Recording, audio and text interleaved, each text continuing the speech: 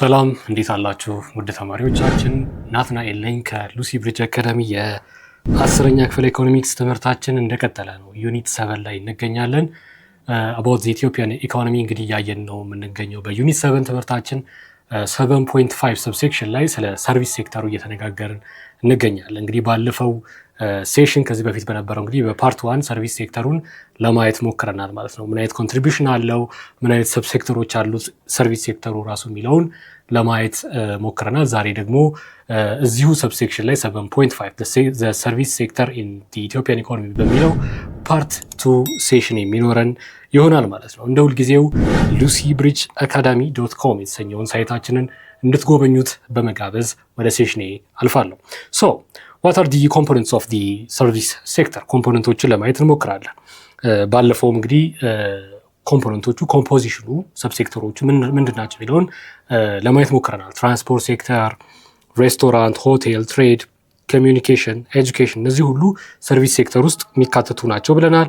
ባንኪንግ፣ ኢንሹራንስ፣ ፐብሊክ አድሚኒስትሬሽን፣ ዲፌንስ ኤንድ ሄልዝ።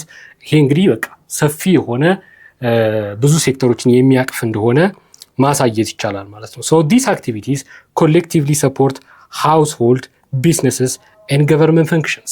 እንግዲህ የሰርቪስ ሴክተሩ ላይ የሚደረጉ አክቲቪቲዎቹ ሃውስሆልድን ሰፖርት ያደርጋሉ፣ ቢዝነሶችን ሰፖርት ያደርጋሉ፣ እንዲሁም ደግሞ ገቨርንመንት እንግዲህ ኪ ኢኮኖሚክ ዲሲዥን ሜከርስ የሚባሉት እነዚህ ሶስቱ ናቸው። ሶስቱን ሰፖርት የሚያደርግ ሴክተር ነው ማለት ነው። አግሪካልቸሩንም ኢንዱስትሪውንም ሰፖርት ያደርጋል። እንግዲህ እነዚህ ዲሲዥን ሜከሮች አይዘር ቢዝነስ ኦን የሚያደርጉ ናቸው፣ ኢንዱስትሪ ላይ ናቸው፣ ወይ ሰርቪስ ሴክተር ራሳቸው ሰርቪስ ሴክተር ላይ ናቸው፣ ወይ ደግሞ አግሪካልቸር ላይ ናቸው። ከነዚህ ሴክተሮች መውጣት አይችልም። ስለዚህ ቼኑ የተቆላለፈው ኢንተርሊንክድ ነው ማለት ነው። ሁሉም ሴክተር የአንዱ ሴክተር እድገት ለሌላው ሴክተር እድገት አበርክቶ ያለው የተቆላለፈ የሚመጋገቡ ናቸው ማለት ነው። ኦኬ ሌትስ ክላሲፋይ እስኪ ሰርቪስስ ኢን ኢትዮጵያ። እንግዲህ ክላሲፋይ የምናደርግበት በተለያየ ቤሲስ ክላሲፋይ ልናደርገው እንችላለን። አኮርዲንግ ቱ ዘ ናሽናል አካውንትስ the first 5 subsectors are called distributive የሚባሉ ሰርቪሶች አሉ። and the remaining are grouped under what other services። እንግዲህ distributive እነዚህን አሁን ትሬድ፣ ሆቴል፣ ሬስቶራንት፣ ትራንስፖርት እና ኮሚኒኬሽን፣ ኤጁኬሽን እነዚህን distributive እንላቸዋለን። የተቀሩትን ደግሞ ምን እንላቸው እንችላለን?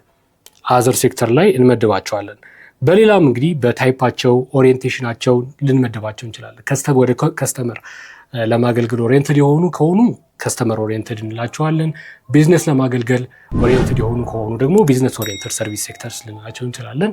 የሁለቱንም ሚክስድ የሆነ አገልግሎት የሚሰጡ ለምሳሌ ባንኮች ቢዝነሶችን የሚያገለግላሉ፣ ፈርሞችን ያገለግላሉ፣ ተቋማትን ያገለግላሉ። ኮንሱመሮች ሃውስሆልድ የምንላቸውንም ያገለግላሉ። እንደነዚህ አይነት ጠባይ ያላቸውን ኦሪየንቴሽን ያላቸውን ደግሞ ሚክስድ ልንላቸው እንችላለን ማለት ነው። so this classification helps analyze the service sector performance clearly። እንግዲህ ፐርፎርማንሳቸውን ጠጋ ብለን በደንብ ለማየት ክላሲፋይ ማድረጋችን ተገቢ ሆኖ የተገኘ ነው ማለት ነው።